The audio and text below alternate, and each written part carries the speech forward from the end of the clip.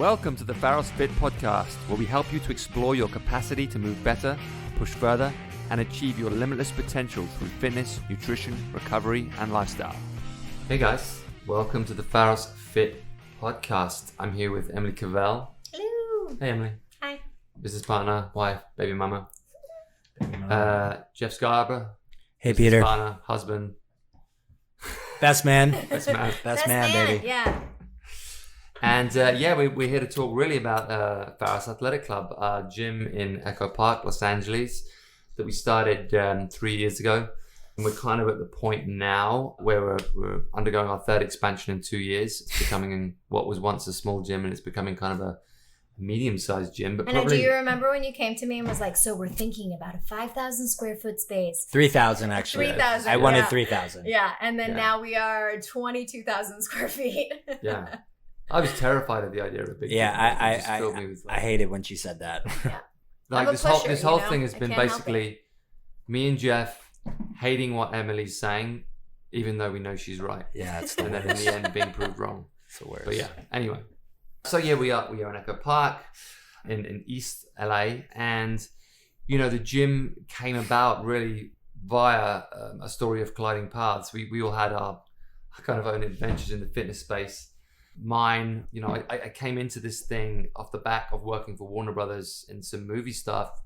And for both the movies that I'd worked on, I'd kind of built and helped build gyms for the movies, and equipping, deciding on the equipment, the layout and that kind of stuff. And then, you know, realizing what's needed, what's not needed to get people in the kind of shape that was expected. And kind of the layout of Pharos and the initial design came off the back of those kind of gyms. And then, of course, Emylee and Jeff came in and had their own, you know, ideas about what they wanted. And the whole thing became like a cocktail of passions kind of thing. Oh, Right? I like that. It's good. That'll go on our website tomorrow. Yeah. So yeah, I mean, we kind of get embarrassed about saying it, but it's true. We're trying to build the best gym in LA. There's no two ways about it. That's our goal. We want it to be an incredible space, an incredible gym space, an incredible space for community, a place where people feel comfortable, where people feel welcomed, and when people know when they come there, they're going to get a quality service and they're going to be able to get quality results. And ultimately, individualized results. Like we always say, we want to provide personal training in a group environment. Yeah. You know, every person that comes in, we meet with one-on-one and make sure that they have the path for them. Sure. That we're not just giving them a cookie cutter approach to Exactly. fitness. It's not like one of these kind of studio group training gyms where you just kind of rock up and do a bunch of stuff. Yeah. You know, one of the main things when we started the programming, like when we had the initial conversations, like I don't want this to be just a bunch of stuff. It's my biggest fear that this just evolves into an hour of stuff. Like every session has to have a purpose. Every cycle has to have a purpose. And everything should be coached with that purpose in mind. And that's still to this day is our mission and our goal. You know, physically, obviously it is a gym, but spiritually it's a community.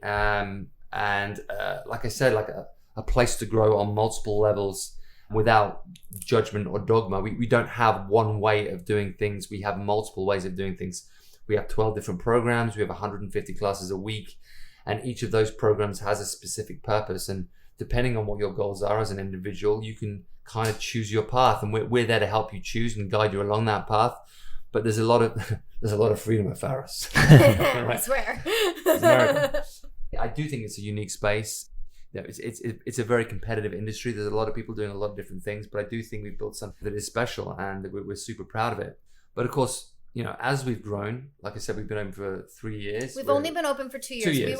We were stuck in the construction mud for about a year. We were. So 2-year anniversary this November. Woo woo. Yeah, and we've grown quickly, you know. And as we've grown, you know, unfortunately, it means we can't teach all the classes anymore. When we first opened, we taught all the classes. And then as things have evolved, we've obviously had to bring people in to help us out. Like I said, 150 different classes. I can't teach mat Pilates. Jeff can't teach boxing. Emylee can pretty much teach whatever she wants because she's annoyingly good at everything. But yeah, it's... Thanks, hon. Yeah. But as we grow and as we bring more people in, it's super important to us to not lose connection with our members. Like, communication is huge for us. We are trying to, you know, maintain that family feel. And we don't want to ever feel distance from our members. And particularly me, I get huge separation anxiety when I feel any kind of distance from our membership. So this podcast is a way for us to stay in touch, keep lines of communication open. And, we want to hear from our members about what they want to hear about and what they want us to talk about. And we're going to be bringing in some interesting people to go through a number of different topics with you guys. And it's going to be a super fun podcast. So actually, why don't we move on to like talking about like us as individuals and how this do people even know us?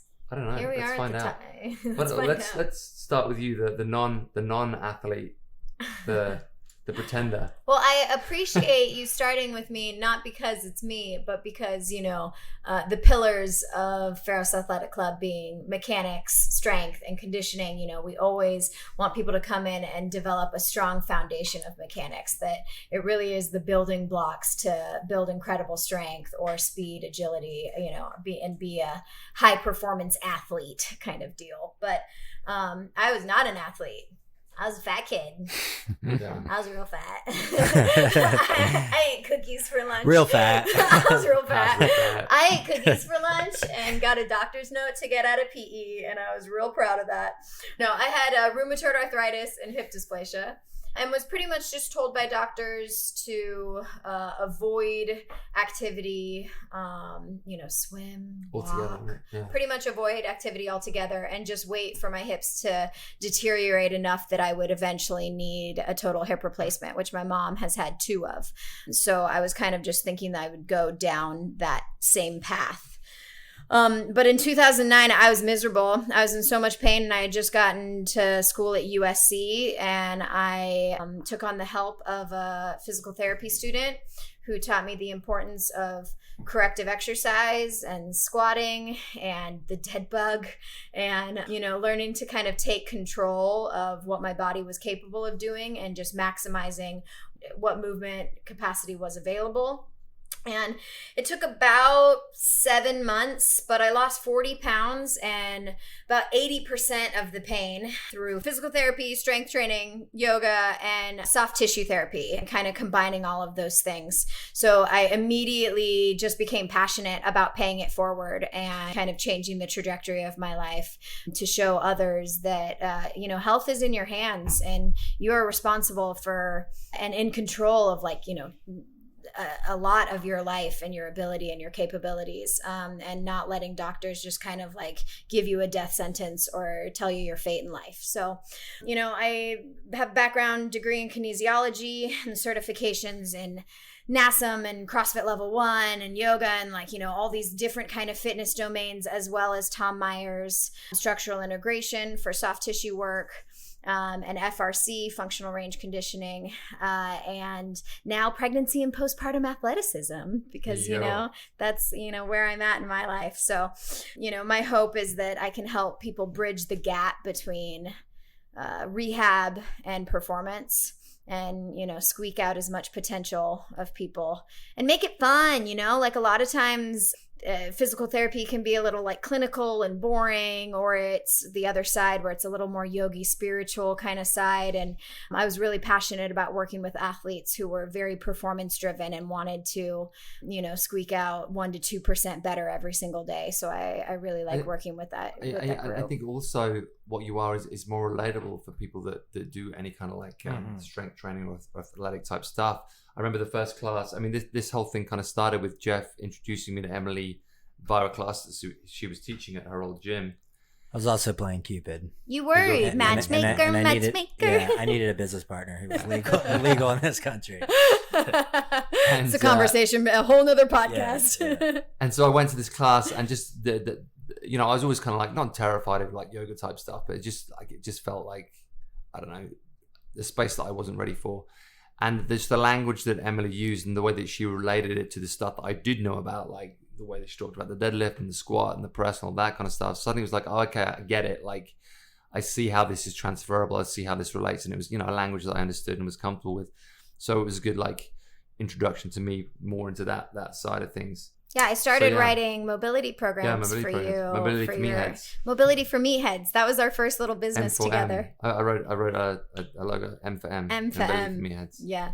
Was not successful. but it paved the way for us to be here.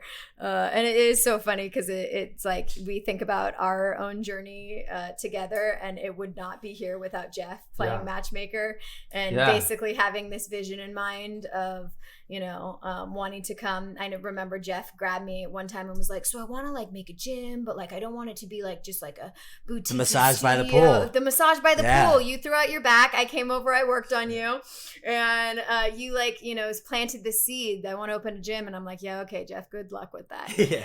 And now here we are. So we really have you to thank for this. Yeah, I mean, so speaking of meatheads, Jeffrey Scarborough. Let me set this up by saying I met Jeff. I was between movies, and I was looking for a place to train. Homeless. I was homeless. Yeah. I was living with me. No, this was before. I was living with you. Oh, the second time. I was. You were living in that I was trailer actually in Los Feliz. Yeah, I was kind of like I was staying with a friend in Los Feliz, which is in East Los Angeles, and I was looking for a place to train an actor when I was working with, or a director, or someone. Producer or director. And I found this gym, and I thought, well, I better go and try it out. And I went down, and Jeff was the coach, and it was like a classic CrossFit class, and it finished with death. Do you remember this? It finished with death by barbell thruster, and it was like that. It was that classic CrossFit thing of like a bunch of people that did not know their way around a barbell doing thrusters, death by thrusters, and like doing all kinds of terrible stuff. And it was like, it was great. It was just like classic CrossFit back in the day. And it was, and I loved Jeff. He was a great coach. And it was like, from that moment on, we kind of like, we had conversations. I started training there, regularly whenever I was in LA. And, we started chatting, formulating ideas. It became a thing that we both kind of wanted to open a gym. And eventually it would lead to him introducing me to Emylee and, the whole Pharos in the beginning. But, obviously Jeff came in, he moved to LA from the East Coast from Delaware.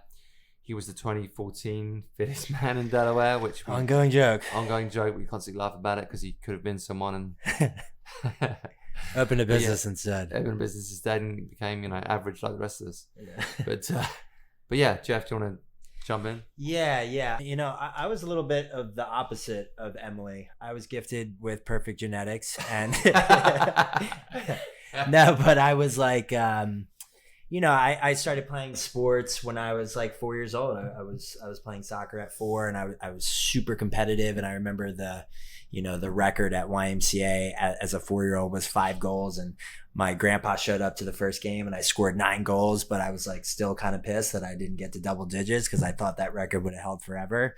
But, like from the beginning, since first grade, all the way up to senior year, because my mom was still packing my lunch, but I was always, I had like the whole wheat sandwiches, and I had fruit, and I had a salad, and I had like 4 lunch boxes that I took to school every single day. So you didn't eat a big ass cookie for lunch every day? No. Up until I was like 8, I think I thought the most like glamorous dessert was a fat-free oatmeal raisin bran cookie that my mom Pete got me. used to say, chocolates for the week. Yeah, exactly.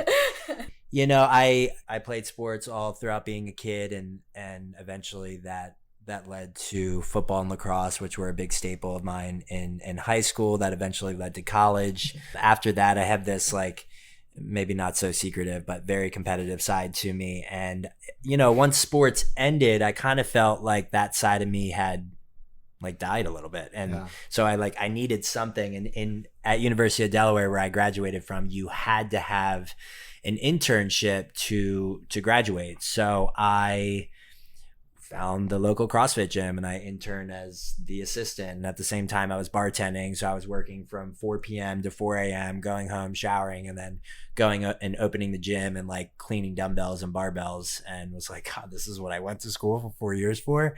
But it ended up being like great timing. One of the coaches had left, soon the other head coach had left. And, a year later I found myself as the head coach and manager at a gym in Delaware. I eventually moved out to LA and, kind of continuing the story that Pete said, met Emylee, then met Pete, and we all came together and formed Pharos.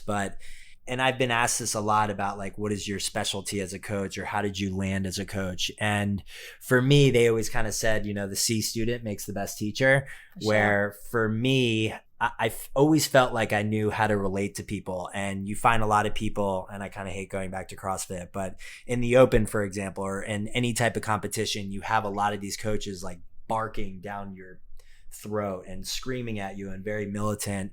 And although that worked with me, I know we know a lot of the demographic in CrossFit and these type of classes, most of them are the people, you know, that weren't picked first for the team. And they come to these communities because, you know, they've always longed for that type of, you know, team environment and, you know, that community. And I felt like I could relate to them in a way. I was sort of always the, you know, like the soft voice in the crowd talking you through the worst type of workouts. You know, I felt like I could always relate to people no matter what type of athletic background they came from, whether they, you know, had been playing sports their whole life. This was their first time in the gym. I just felt like I had a way of talking and connected to them. I guess, you know, being the conditioning guy at Pharos, I don't really label myself as your typical conditioning expert. I always think of those guys as like the 6'4", 150-pound guys out on the track, like breathing at you or screaming at you about your breathing cadences. And I'm 5'8", 180, and I'm the guy in the gym that's typically like cycling through barbell movements and gymnastics. But that's really what, like, kind of how I fell into conditioning. That's where I fell in love with the sport of conditioning. And now it's kind of led me to programming at Pharos primarily for our conditioning programs. And it's, you know, I just think it's a combination of everything from our athletic background, strength endurance, gymnastics endurance, powerlifting endurance, and intelligently putting all those factors together into programming. And now you're definitely in the top 10 fittest men in East Echo Park. In Echo Park. That's about it. What about you, Pete? Me? Yeah. I mean, for me, I think I came into this whole thing, and the way that I wanted it to be came a lot from experiences and kind of from frustration of people programming things and saying that program was going to solve everything. I came from a very kind of like sports science background. Like I did a lot of Charles Poliquin stuff in the beginning. I had a diploma in personal training, and everything I'd ever done was like, if you want this to happen, these are the things you need to do. Like, if you want to get stronger, you need to do this. If you want to build lean muscle tissue, you need to do this. If you want to condition yourself, you need to do this. And it was a very, it was a very programmed, very, like I said, sports science type thing. And then I just saw a lot of these things cropping up that were just like, it's strength and conditioning. You come in and you do this circuit class, which is going to make you ripped and all this kind of stuff. I'm like, this is all just garbage. It's all just gump. It's all just like going into a room and doing a bunch of stuff for an hour and then feeling out of breath and sweating a lot and then thinking, yeah, I fucking nailed it. Yeah. Like, what did you think you did? Like, what do you actually think happened to your body? You know, I think within our framework, I became the strength guy just because, more from a programming sense, like, I know what adds muscle. I know what gets people strong. Like, I know what does what. I know how to program for that. And it became my mission to like educate people on, if you walk into the gym and you tell me your goal is this, then these are the things you need to do to get that. Don't do this. Don't do that. Don't just do this like mixed bag of stuff and expect to get X result. And I think, you know, we were in a space like after, this is the way that kind of the gym world evolved for me. Like when I first came into the industry, it was kind of like it was still the global gym world. That was what existed. I worked for a company called Gymbox in the UK, who were, you know, they were kind of like not revolutionary, but they were definitely pushing the pedal for more functional type fitness in the global gym. They were the first to kind of integrate boxing and normal gym type stuff in the UK, and also then bring in elements of CrossFit to a regular gym. They started to bring in frames. They started to bring in like functional equipment, and then it became more of a hybrid type gym, which is like what we are. We are a hybrid gym. We have, you know, all these multi-layered programs. I just again started to see people just trying to make the argument that doing everything solves everything. Like, just come in and do stuff will equal a great body or muscles or this or that, and it just doesn't work that way. So I think my whole role and my whole like purpose came about, you know, partly from, you know, education, partly from frustration, and partly by wanting to build something that I believed made sense and was different and could really help people get what they truly wanted without this kind of smoke and mirrors of a dogma of, you know, a fitness cult. I don't see myself as any kind of like guru in fitness. I just see myself as a guy that, like, if you want to go in a certain direction, I can help you get there. And I also, like, unlike Jeff, like I was never a great athlete at all. Like, I was kind of an average sports guy. But from an early age, what I lacked in skill and athleticism, I could make up in hard work. And that's like always been my thing. Like, I can outwork people. I can't outskill people. I might look slightly awkward or like slightly, what would you say, Jeff? Slightly awkward's a good word. Yeah. when I kind of move in the gym, but you know, I'll get shit done just through the virtue of hard work. That's always been what I've kind of relied upon. I think hard work is, at the end of the day, hard work is what gets people where they want to go, as long as they're working hard in the right direction. And unfortunately, I saw a lot of people working hard in the wrong direction and getting super frustrated. Like, why has my body not changed in 6 months? I've been training 7 days a week. Well, what have you been doing? This is what I've been doing. Like, well, why have you been doing that? That's not in line with your goals. It's like, well, this is what so-and-so told me. And I'm like, well, you know, that's all right. Yeah, it's so funny for you to say that you're not a guru, because every person who comes into the gym, like you and, you know, your work through the movie industry and working for Warner Brothers, it's like you are the transformation guy. People do come to you often because they're at a place of plateau and, you know, doing just a bunch of stuff and asking you, you know, to what's the path that's going to get there. And like, you know, we always say, you are the purpose guy. Like, if it doesn't serve a purpose, then it doesn't deserve a place. So it's so funny that, you know, you never think as much of yourself as other people think of you, but pretty much everyone in the gym would totally call you the guru, you know, the purpose guy of Pharos. And while we all have our expertise, people really do come to Pharos for transformation, and they know that at the top really comes from you and your ability to like smoke out all the fluff and really get to what is important and what is necessary for people to move the needle forward in their transformation journey of, you know. I mean that said, I do believe like wholeheartedly in purpose and not doing anything that doesn't make sense on your journey. But I will say that there has to also be an element of fun that keeps you motivated. Like, I will do a certain amount of stuff that is not in line with my goals. Why do I do it? Because it keeps me motivated. It's and fun. So, because it's fun. Like, I'll jump in on a couple of CrossFit workouts a week, even though like I might not be trying to like get better at CrossFit or do any kind of like CrossFit competition. I'll do it because I fucking enjoy it. And because I enjoy it, it means I'll be motivated and I'll keep doing it. And sometimes you just have to do the thing that gets you in the gym. Sure. I always say showing up is 90%. Yeah. Just get there. Because do something that makes you feel good. Long term, staying motivated is the most important thing. Like, it's the moment you get bored with what you, I mean, I think it's like a big reason why, you know, we started doing like CrossFit type stuff in the beginning, because we've been doing like bodybuilding type stuff forever. It got just boring. And then you wanted to kind of like mix things up and find something more interesting. And so, you know, you find these things that keep you like in the game, that get you to put your shorts on and show up. So yeah, I mean, everything has to have a purpose, but bear in mind that, you know, fun can be a big part of purpose, like staying motivated, staying interesting, having a good time with friends, joining in with stuff that helps you be integrated in the community. All this stuff, you know, plays a huge factor. It's true. Yeah, especially since our gym is the 30, 40, 50-year-olds. I mean, everybody now, and back when we were in our 20s, it was easier to train twice a day and do all these crazy workouts and have all this volume. But, you know, we have these 30-minute sessions that we do with people called game plans. And I ask them, I'm like, okay, what is your goal here? Either aesthetically or it can be performance-based goals.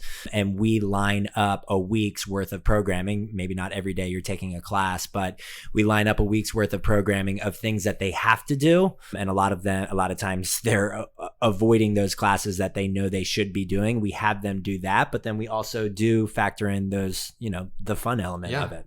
Yeah. The fitness menu has to include fun. Yeah. Right. It's true. The cheesecake. I like to call it a diverse fitness platter. Because it makes me think of food. I tell people when you aren't around, we're the Cheesecake Factory of fitness. You tell people that? Yeah, I do. That's great. We have a menu for anything you want. Oh, that's awesome. Yeah, that's us in a nutshell, I guess. The Cheesecake Factory of fitness. And on that note, we'll end there. If you want to catch more of us, you can check us out on Instagram at Pharos Echo Park. If you're in the area, you can find us at 1316 Glendale Boulevard in Echo Park. You can also sign up for a free class, or we would like to offer you guys a $30 intro personal training session. Usually $150, but we'll do it for you guys for $30. And we'd also love you to subscribe to this channel, to our podcast, and leave a review for us. This really helps us grow. And also, if you're a member of the club and you have anything you want to ask us or talk for us to talk about, then please do let us know. Thanks, guys. Thanks for tuning in, and we'll see you guys soon. Bye.